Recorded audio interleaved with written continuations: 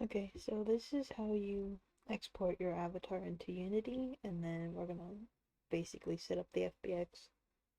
Just doing like the basics, at least. So, what you would need to do is once you're ready to export your avatar, make sure you can see everything. Um, you select all, file, and then export FBX. This is where you need to know where your projects are saved. I already have mine. I already know where they are. And then now, I already have my export settings saved as like a preset. So this is where you need to make sure you have everything exactly how I have it. I don't think all of these are necessary. Um, like some of these, like the animation section, I don't think it really matters. But just make sure you have exactly like me. This is usually how I export it. And then if you want to save it, you can do this little plus sign, name it, and then it will show up here. And then you can just click it every single time you want to export, and it will save. And make sure you're in the correct folder. If you move the avatar's FBX into a different folder, you will need to find it again. You can just select it and then export it. So now we're going to export.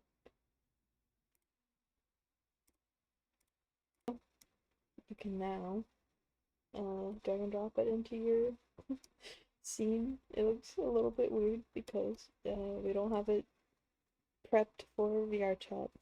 So find the FBX, go to Inspector, make sure you're in Rig, and change the animation type to humanoid, and apply that.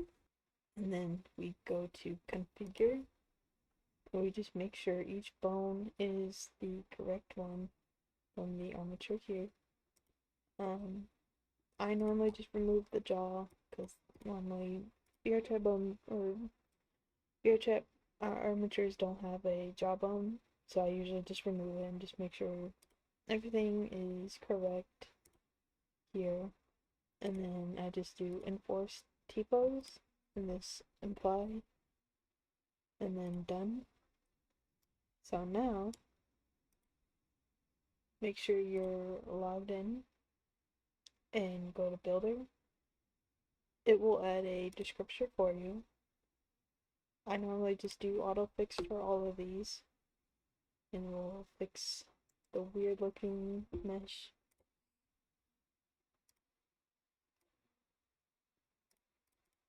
And so now it doesn't look as weird. Now, we can start setting up the descriptor. Lip sync, you can just do auto, and it will automatically find the head mesh and then all the blend shapes for the mouth. Next, what I usually do is set the viewpoint. So this is where your eyes will be on the avatar. So make sure you have your gizmos turned on, and it will automatically allow you to move this little ball. I usually just put it between the eyes here, or like around the middle here, and I usually just have it stick out just a tiny bit, not too much. That's normally where I would put it, but it's completely up to you, and sometimes avatars will require you to move it up higher or down low, depending on how you edit your avatar. So then now you can just click return, and then eye look is how you can get your eyes to blink and like look around. I normally just leave this as is. That's completely up to you how you wanna. Pretty sure one of them is like how often it looks around and how often it blinks. I don't really know. I don't really mess with that. So here, find your head mesh. Make sure this is on blend shapes. And then you find the blink, your look up, and you're looking down. So it looks good. For this avatar, I won't have the blink. And now, I will find the eyes. Make sure you put them in the correct slots here.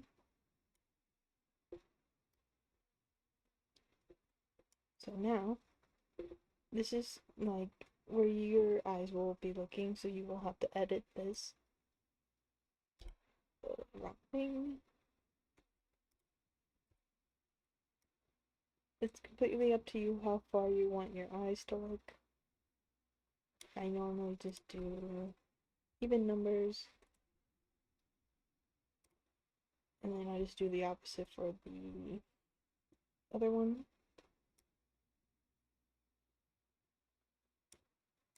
Completely up to you how far you want your eyes to look. And I just do the same thing for the other side. But now, everything should be good for the eyes. And then I just do customize for both of these. I usually just turn off the locomotion for 6-point tracking here and leave that there. Now you can make an FX layer, your menu, and your parameters. I don't normally mess with this unless you want to like add Gogoloco directly on like this, but you can just drag and drop it. So now, depends on where you want to put your things. Make sure you remember, go create, and then animation controller. This is your FX layer. You can name it whatever you want. And then we're gonna make a menu, or name it what you need. This will be like the main menu, and then you will need your parameters.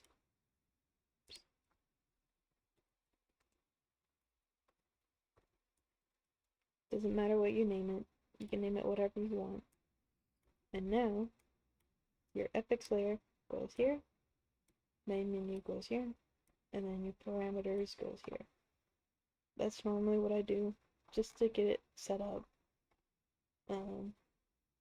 If you want to add Phys bones, make sure you click on the bone you want to add it to, add component, search up Phys, and you will need Vrchat Phys bone here. Depending on where you want your Phys bones, normally I just do the simple 0.9 for spring, 10 for the angle. Hold on, let me turn on my. Oh wait, no, not that. If your avatar doesn't have extra bones after these, you will normally need to add an endpoint here, just like how big you want it. Oops. I'll just leave it like that.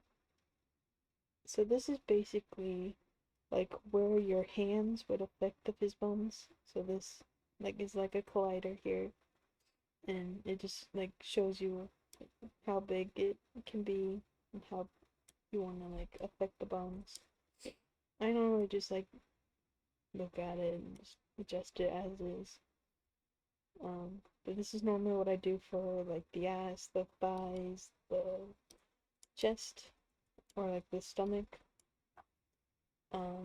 Down here, you can allow it to be grabbed or you can pose it. I normally have both of these turned off unless it's like ears or a tail. For hair, I normally put all the hair into one Phys bone, so I don't have to make multiple. Normally for the settings here, I do 0.136, 0.816, 0.1.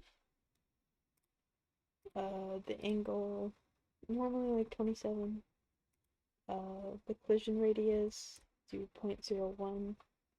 and I just normally turn this off. Sometimes I add like an extra little bit like at the bottom here, just in case it has like any small bones aren't really affected. But yeah, that's normally how I get like the basic setup. But yeah,